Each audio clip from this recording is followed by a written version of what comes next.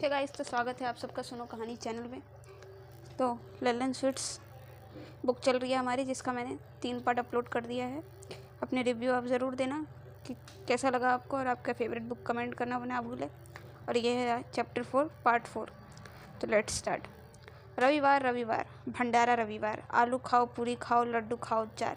I looked at Keshav ji, the organiser of the bhandara, in anonymous and said, I told you, we sponsor this Bhandara to promote Lallan ke laddu, not laddus in general.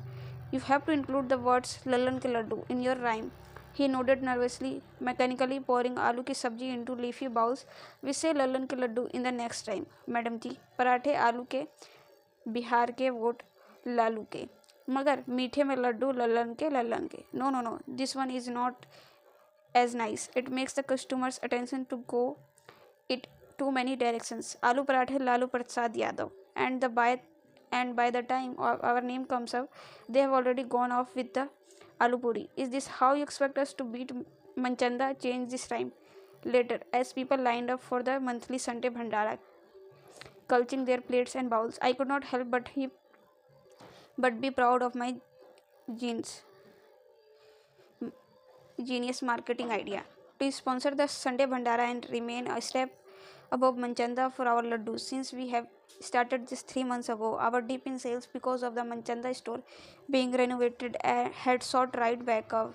The Taneja marketing gains had only improved over generations. Pappu uncle likes to say that the reason we even have Manchanda as competition is because I rejected their Sadik inquiry. A few years ago, they had sent a marriage proposal of their eldest son to Lalaji. For me, I had obviously laughed it away out of revenge. Pappu uncle says they tried to compete with Lallan sweets, which is bullshit, I say. Had I married that Manchanda 3, there might not even have been a Lallan sweets left. I lingered on, waiting as the rhyme was twigged and the Bhandara kicked off in full force. Once I was sure it was going well, I headed home to let Lalaji know that I was ready for the quiz and that Nikku would be joining me. I had no idea how he would take it, but it was one of those things that had to be done. I swung my leg over my knittings and set off. Lalaji lay on the divan, reading the newspaper as I entered the coal in his hookah still sizzling. It took him a few seconds before he realized that I was there. He gave me his broken insert grin and I sat on the rocking chair next to his hookah. I'm ready, Lalaji. I'm ready to go for the quest. He nodded, his eyes still on the newspaper. Alone? No, I found a partner. I said, my stomach feeling squeamish. I need a partner. You used to say, एक और 11 बराबर. And Niku said he would go with me. You remembered Niku? Now Lalaji stared at me. Of course I remembered Niku. So he will go with you. Is he in Siaka? Yes, he has come back for some time. He paused for a while, his eyes on me the whole time. Do you want to marry him? What? No, Lalaji. We will go as friends. He is my friend. Friend? He snorted. Sure. धूप में बाल सफ़ेद नहीं करे मैंने. I have seen enough of life to see what that is. You like that boy. Lalaji, please. How can you say that? I have a boyfriend, you know, that DJ. Oh God, Lalaji. Please just let me what we have to do now. Tell us how to start. Lalaji finally got up and rested against the back of Divan still staring at me intensely. Bring Mohit and Rohit. I will give you the first hint. Hint? A hint, and we have to find out Rohit. I yelled, jumping from the chair and running into their houses to fetch him. I ran right into Mohit and hurriedly brought him to Lalaji with him, muttering all the while that Rohit had stepped out. So one from each team, Lalaji said. That's fair. Time for the hint. Are you ready? Yes, we yelled in unison. He grinned again and then took his own sweet time, fetching a little box from under the divan. One I had never seen before. It was bronze and ornate and quite small. I could hardly contain my impatience as he opened it slowly and revealed a little piece of paper. He cleared his throat. Ready? He asked. We nodded. 4 brothers we were. Bantu, Mithu, Lallan, Murar. When we grew up in Dera Ghazi Khan, a small town with big fields surrounding it, we ran around all the day. Everyone knew us to be the naughtiest boys around. Every year we were made to play Krishna on Janmashtami. Sometimes me, sometimes Bantu. We were very handsome back then. You know, people were scared that we would start talking to girls, make them run away with us. Our mother would laugh at that and had just one thing to ask for us to take her to Mathura just once in her lifetime. But then partition happened and she did not survive that.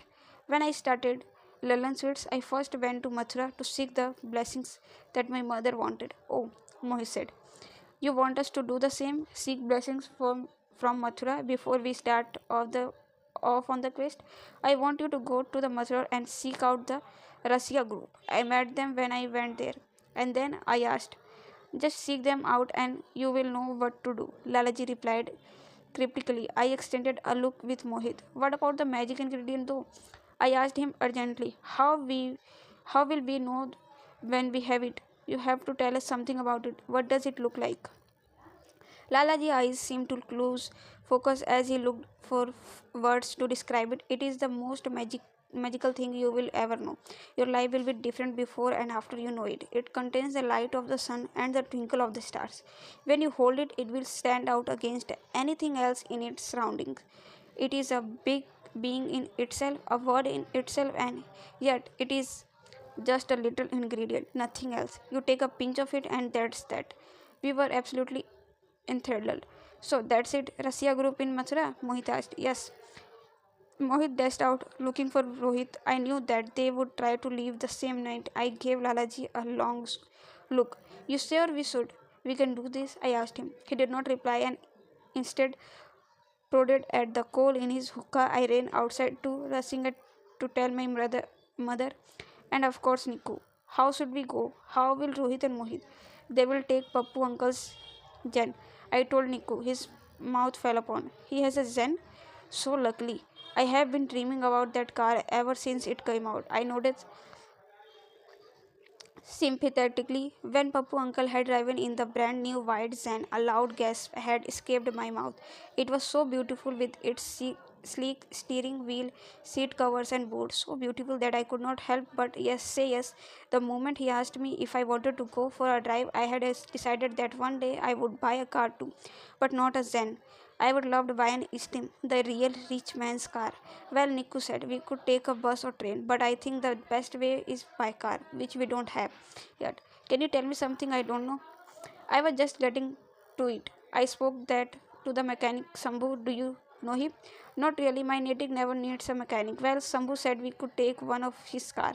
What do you mean one of his car? He's a mechanic, not a car dealer. Well, he kind of is.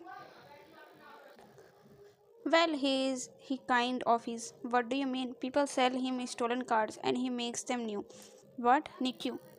That is stealing, yes, but it's actually not because he pays for the stolen cars, Niku. I know it's not a deal, but it will get the job done. We can't win the race on buses, and this is the only way to get a car. I thought about it for a few seconds, and why would he just give us one of his car?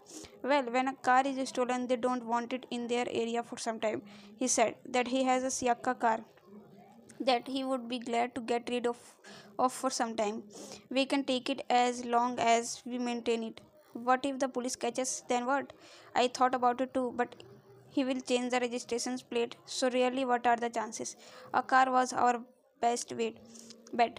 And how unlucky could we get if the registration plate was changed? There really was no way of anyone finding out it was stolen car.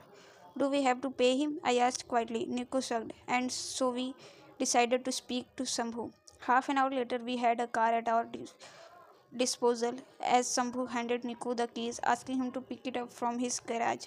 There was no other way. I decided expect from us to leave early the next day. I asked Niku if that was okay with him. He said yes. After a couple of minutes, I felt butterflies in my stomach. Things had accelerated quickly. I had barely spent more than 2 days away from Siaka and had never felt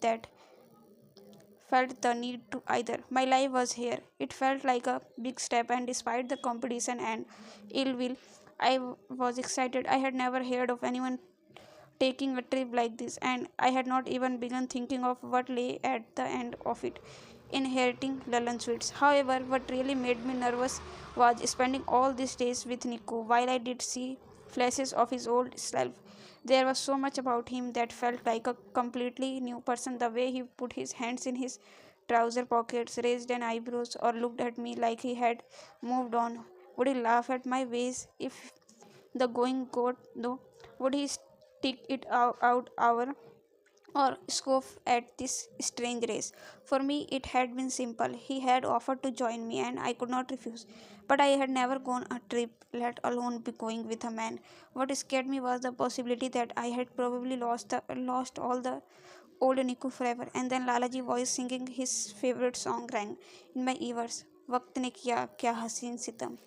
You must leave very early, before anyone wakes up in the house, my mother said, sitting in the edge of the bed, helping me pack. I rumbled through the almirahs, its door squeaking, taking out anything that I deemed useful. It was strange packing for this.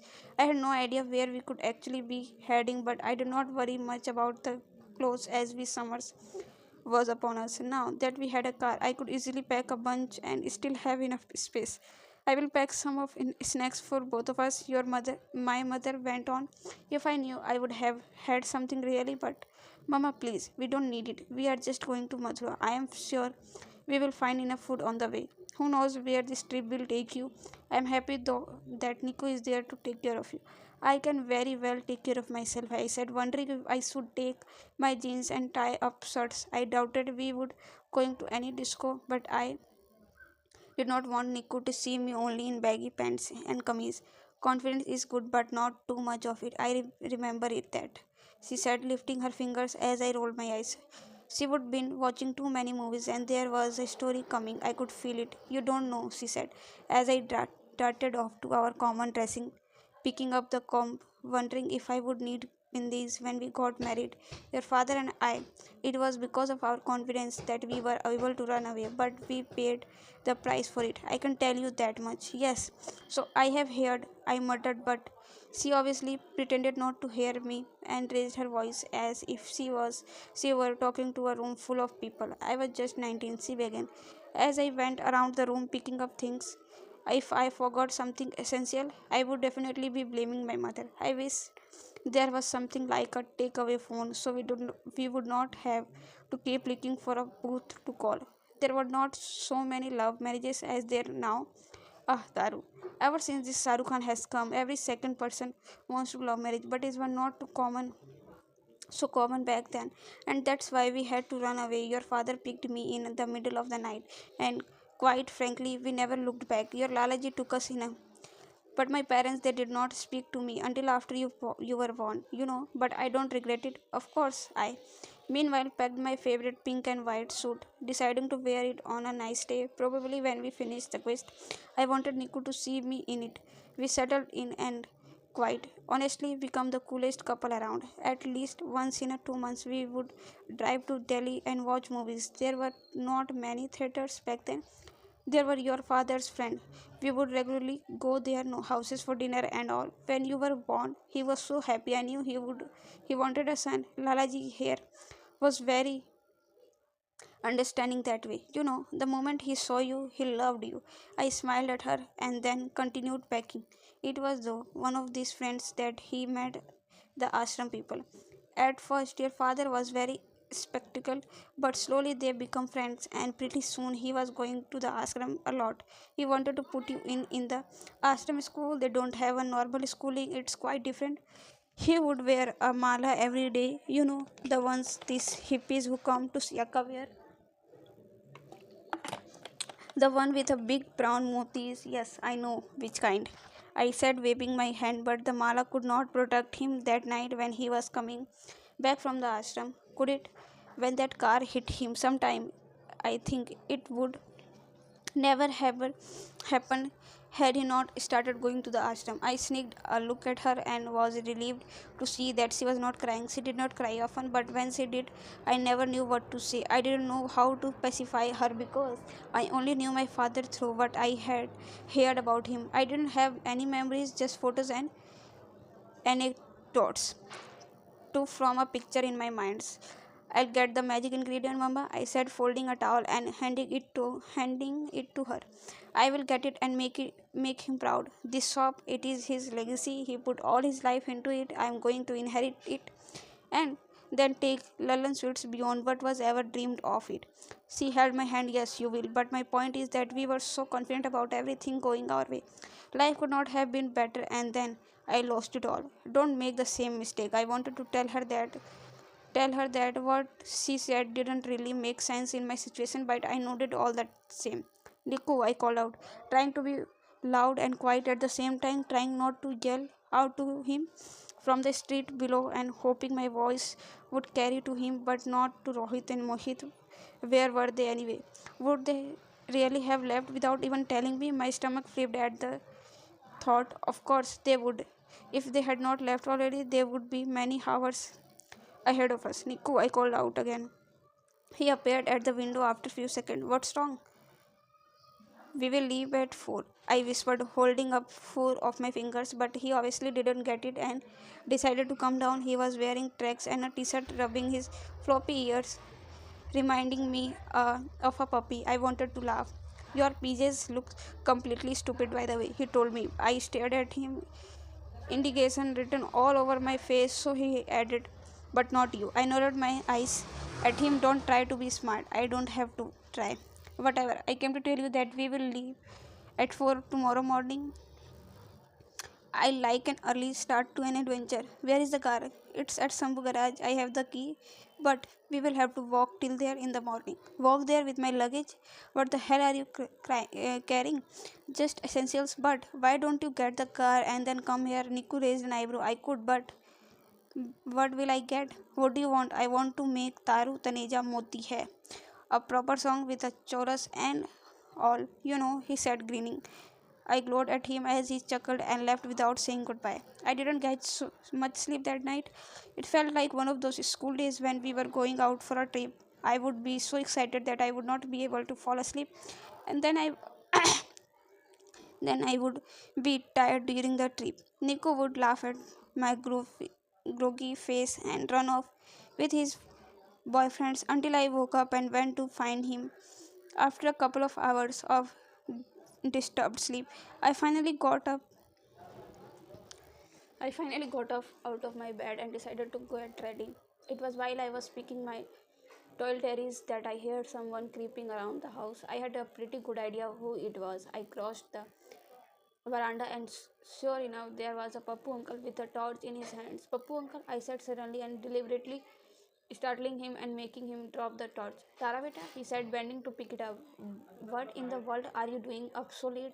I am sure he knew perfectly well what I was doing, but I didn't mind telling him. No, Pappu uncle, I was not up late. I woke up early and am about to leave. For where? I smiled a dangerous smile, annoyed by his pretense. For Mathura. What? Taru, are you going alone? I'm not going alone. Nico is going with me. You are going with a man. Taru, you should think about what people will think of your family. I know Rohit and Mohit have already left and they did not even tell me. I said, ignoring him, but I am winning this. His lips quivered, but before he could say anything else, I bid him a cheerly goodbye. My mother was up by now and I was ready to kiss her goodbye. Good luck, she said, holding my free hand while I held a duffel bag in the other. I suddenly didn't feel like a leaving, but with a loud have swung the bag around my shoulders and made my way to the gate. My mother stood with me while I waited for Nico. The air was so cool and breezy, and there was a stillness that was characteristic of that hour. No sound was to be heard except the distant swish of the wind, and even that was occasional. I peered at the end of the road looking for a sign of the car. It was always a good time in Siaka. The jingle ran in my head. I could not help but marvel at how little I actually knew of the world outside. Perhaps that's why Lalaji wanted us to send us. I was aware that I had not said a proper goodbye to him, but I think that is what he wanted. Just as my thoughts wandered off to where Rohit and Mohit might be, I saw two headlights turn around the corner and the gumbled of a car. I eagerly craned my neck and was stunned to see that it was a sky blue fit. Niku stopped the car in front of us. My mother was smiling, talking to Niku rapidly, squeezing in all the advice she could. I hurriedly got inside, put my luggage in the boot, and waved goodbye. The feet jolted forward, and we were off. A feet! I exclaimed as I noticed my mother's shape get smaller. What do you expect? What did you expect? Something a little less streaking, a sky blue stolen feed might be easier to track than a Maruti. It's the bet that was available. Acha. Check the dashboard. I think I saw a couple of cassettes there. I took one out and put it in the stereo. The beats to Made in India rang out. Made in India. I sang along delighted and looked at Niku. He laughed in registration and began singing along as we left Siaka behind. Good Niku, you are so out of tune.